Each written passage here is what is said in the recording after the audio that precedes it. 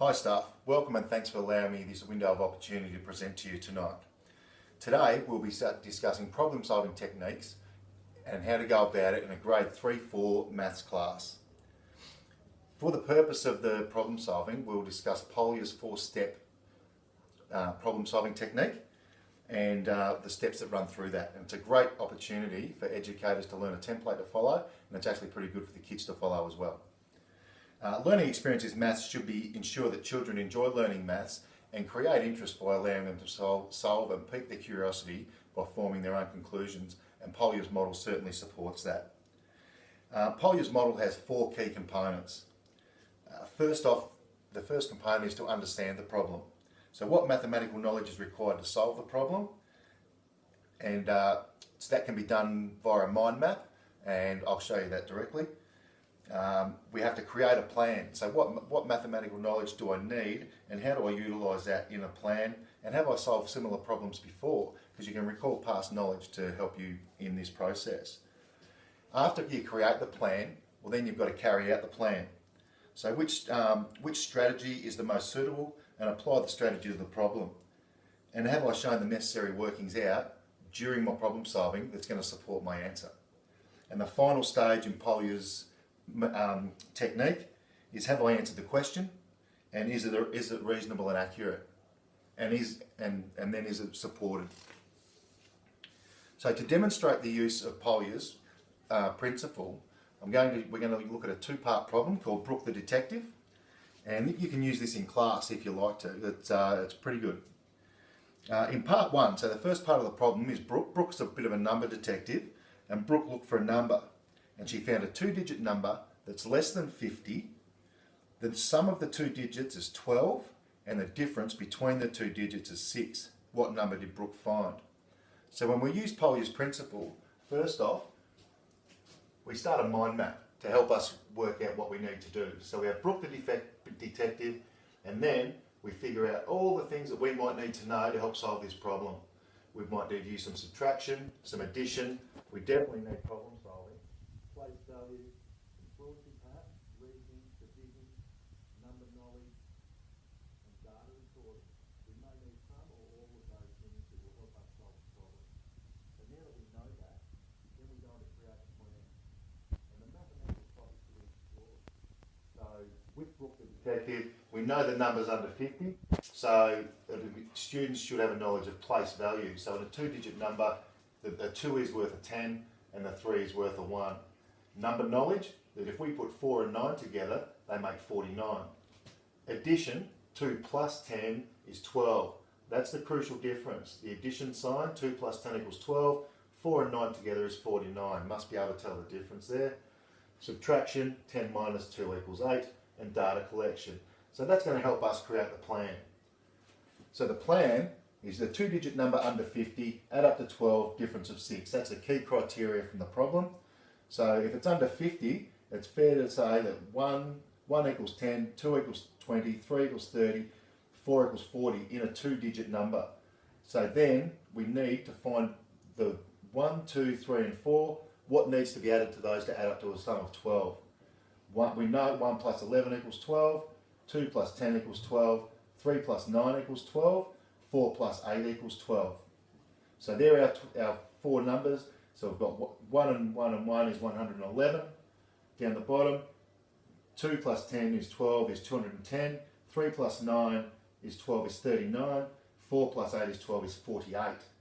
So we've also, we go here, 3 plus 9 is 12, 3 from 9 is 6, tick. Our number's 39. We've worked that out, haven't we? So 3 and 9 is 12, 9 minus 3 is 6, 39, 2-digit number under 50. But how do we consolidate that? The 4th part is what we developed a rubric here to look back and check all of our numbers that we've got against the criteria. So 111, is it a 2-digit number? No. Under 50? No. Adds up to 12? Yes. Difference of 6? No. And you can see a cross and a tick for each one that got it. We go down to 39, 2-digit number? Yes. Under 50? Yes. Adds up to 12? Yes. Difference of 6? Yes. 48 is also a 2-digit number under 50. 2-digit number? Yep. Under 50? Yep. Adds up to 12? Yep. But the difference is only 4. So that's a good way for students to consolidate their learning. We also, was the plan and strategy effective? Yes, it was. Is the plan supported by the curriculum? Yes, it is. And it can also be extended if we pull further numbers into it. So that's the first part of the problem. The second problem is very, very similar. Brook again, she's a very busy girl, Brook, has found a 2-digit even number. One of the digits is half the value of the other, and the number was greater than 50. So a similar problem with different criteria. Again, we can use the same mind map again. Brook the detective, the skills that we're going to need to solve this problem are all here for us. If we go to create a plan, it's slightly different, so we need to see what we're going to need. Place value again, 17. We need to know that the 1 equals a 10 and the 7 equals a 1. 68, 6 is 10, 8 is 1. The data collection and understanding for the rubric, division. So we need to know dividing by 2 equals 1/2 or 0.5. So 20 divided by 2 equals 10.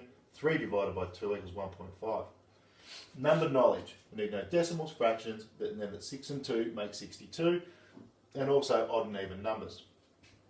We carry out the plan with a 2-digit even number above 50. One digit is half the value of the other. As we did with the first one, because it's above 50, we can use 5, 6, 7, 8 and 9 to represent 50s, 60s, 70s, 80s and 90s.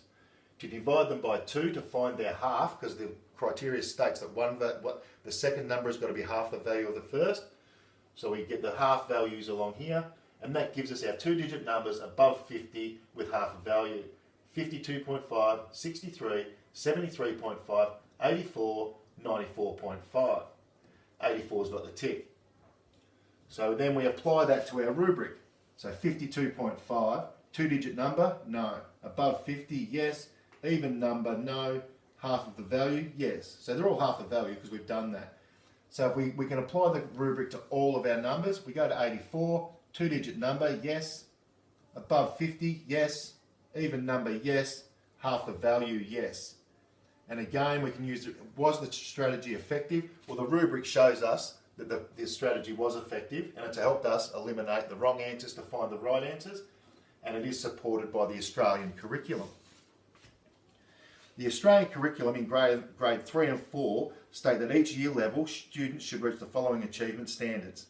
Understanding, fluency and problem solving and reasoning in grade 3, that they should be able to formulate and model planning methods and representation and collection of data. They should interpret the results of data collection. They should be able to compare objects and connect and number representations with number sequences and partition and flexible numbers. In grade 4, understanding in the Australian curriculum states that grade 4 students should make connections between the representations of numbers, partitioning and combining numbers flexibly. In fluency, they should collect and record data. Problem solving, modelling and recording situations involving operations, which are all here. And the reasoning is that they should be able to derive strategies for unfamiliar multiplication and division tasks. So you can see that Polya's model is a great template to follow, and if you follow that and the students as well, we should not have, it's a great asset to help kids solve a problem. Thanks.